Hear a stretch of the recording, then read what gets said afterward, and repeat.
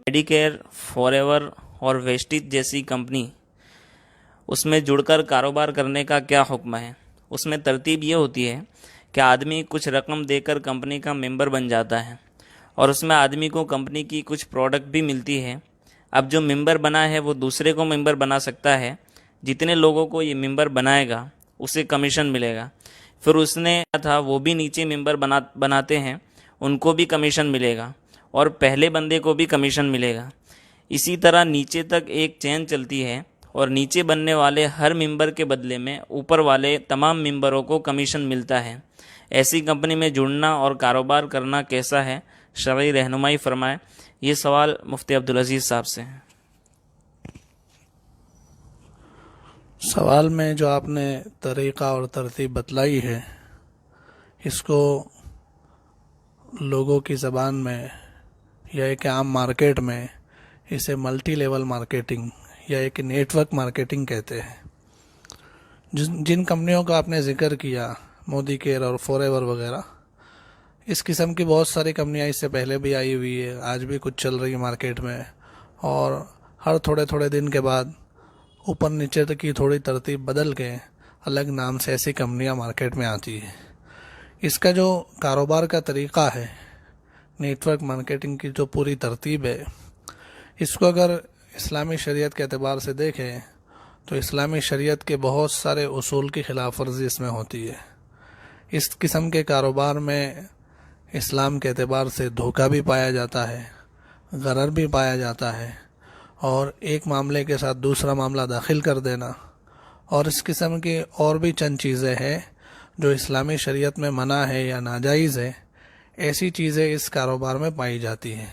इसलिए कारोबार, इसमें जुड़ना और इसमें लगकर इनकम करना शरीयत के एतबार से नाजायज़ होगा।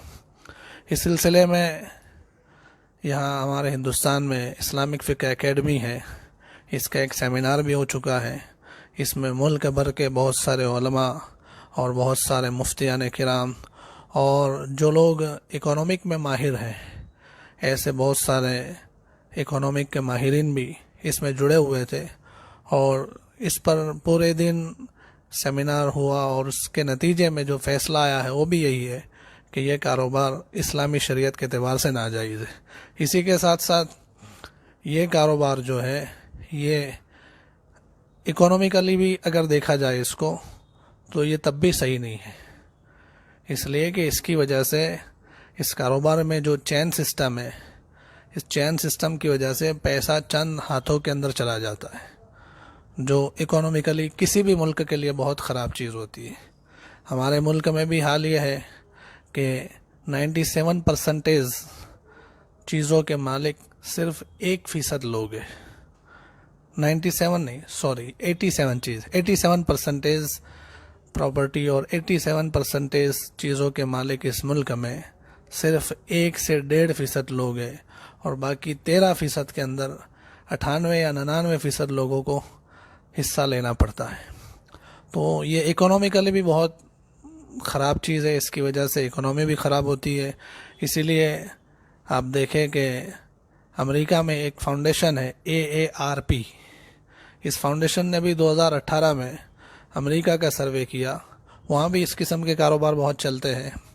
तो उन्होंने जो सर्वे किया उसमें 20 मिलियन यानी 2 करोड़ लोग इस कारोबार में जुड़े हुए थे, और इन 2 करोड़ लोगों के सर्वे के बाद इन्होंने जो रिपोर्ट पेश की, उस रिपोर्ट के हिसाब से 47% यानी तकरीबन आधे लोग, 47% लोगों ने तो ये कहा कि हम इसके अंदर जुड़े थे पैसे बनाने के लिए, लेकिन हमारे पैसे डूब गए, हमें लॉस और नुकसान हुआ। और बाकी जो 53% है, इसमें से 27% लोग वो हैं कि जिनको कोई पैसा बना ही नहीं, नुकसान नहीं हुआ लेकिन कुछ बना भी नहीं, और चंद फीसद लोग वो हैं कि जिनको कुछ पैसा बना, लेकिन वो भी कितना बना, $5,000 से अंदर अंदर।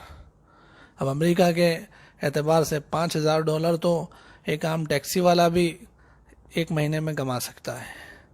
तो इस कारोबार में जुड़कर लोगों को फ़ायदे के बजाय नुकसान हुआ है, ऐसा یہ صرف ایک سروے رپورٹ نہیں ہے، ایسی بہت ساری رپورٹ ہے، اور اسلام کے اعتبار سے بہت نقصان دہ چیز ہے یہ، اس لیے کاروبار صحیح نہیں ہے۔ اس کاروبار کے متعلق لمبی ڈیٹیل اور اس کی کچھ تفصیلات، شریعت کی جو دلیلیں ہیں وہ بھی، اس کو ہمارے دارالفتاء والارشاد سے ایک پوسٹر بھی بن چکا ہے، چند دنوں میں وہ پبلش ہو کے باہر آ جائے گا، اس میں بھی دیکھا جا سکتا ہے۔